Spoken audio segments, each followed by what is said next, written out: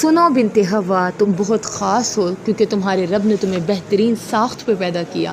لقد خلقنا الانسان فی احسن تقویم، اس نے تمہیں احسن تقویم بنایا اور پھر بنانے کے بعد اس نے تمہارے لیے ایک طرز زندگی متعین کر دیا۔ تمہارا عام سے خاص بننے کا یہ سفر بہت حسین ہے، مگر اس حسین سفر کی راہیں بہت کٹھن ہیں۔ کہیں اپنوں کے طنز و تشنی، کہیں تنہائی کی وحشت، کہیں صبر کے گھونٹ، کہیں راستے طویل ہیں، کہیں غم کی پرخطر وادی ہے، کہیں نفس کی مشکل کڑی ہے، اور یہی تو اصل آزمائش کی گھڑی ہے۔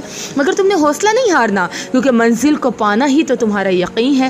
سنو، تم بھی انسان ہو، لوگوں کے رویے تمہیں چبھتے ہیں نا، طنز کے تیر چھلنی کرتے ہیں نا، تو جب غم کی اس گھڑی میں تم تڑپ رہی ہو تو سجدے میں سر رکھ کے اپنے رب سے سب کہہ دینا، کیونکہ وہ کہتا ہے وَلَقَدْ نَعْلَمُ أَنَّكَ يَضِيقُ صَدْرُكَ بِمَا يَقُولُونَ يَضِيقُ صَدْرُكَ بِمَا يَقُولُونَ فَسَبِّحْ بِحَمْدِ رَبِّكَ وَكُن مِّنَ السَّاجِدِينَ۔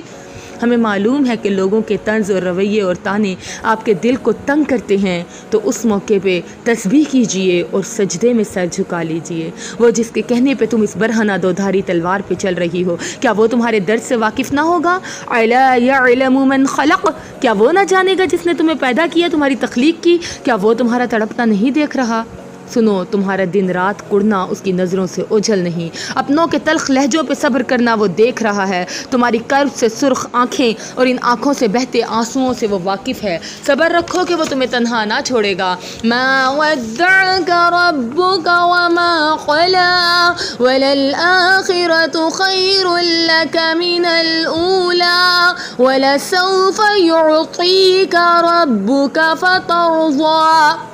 وہ تمہیں نہ بھولا ہے نہ تنہا چھوڑا ہے، بس آزمائش کی بھٹی میں پکا کر کندن بنا رہا ہے۔ عنقریب وہ تمہیں اتنا دے گا کہ تم راضی ہو جاؤ گی، اور آخرت تو دنیا سے کہیں درجے بہتر ہے۔ سنو، تم رب کا انتخاب ہو، اس نے تمہیں چنا اور خاص کر لیا، اس نے تمہیں ڈھانپ دیا، تم رب کی امانت ہو۔ پردہ حکم ربی ہے، اسے ہلکا مت لینا، یہ محبت ہے تمہارے رب کی، اسی لیے تو اس نے تمہیں سب سے چھپا کے معتبر کیا۔ تم ایمان کی قوی چٹان ہو، تمہیں لوگوں کے تانے پاش پاش نہیں کر سکتے۔ سنو، تم ابلیس کے بہکاوے میں نہ آنا، وہ تمہیں معصیت کے جانب مائل کر دے گا، وہ تمہاری شناخت تم سے چھین لے گا۔ تمہیں صبغت اللہ ملا ہے اور یہ رنگ نصیب والوں کو ملتا ہے۔ تمہیں حوروں کی ملکہ بننا ہے، تمہیں عائشہ اور فاطمہ کے نقش قدم پہ چلنا ہے۔ سنو، پردہ تمہاری پہچان ہے، اپنی شناخت نہ کھونا، یہ تمہاری شان ہے، یہ رب کا انتخاب ہے، یہ تمہاری شناخت ہے، یہ تمہاری حفاظت کرتا ہے۔ اور اچھی لڑکیاں تو وہ ہیں جنہیں کھوجنے کو لوگ ترسیں، وہ پرت در پرت ڈھکی ہوں،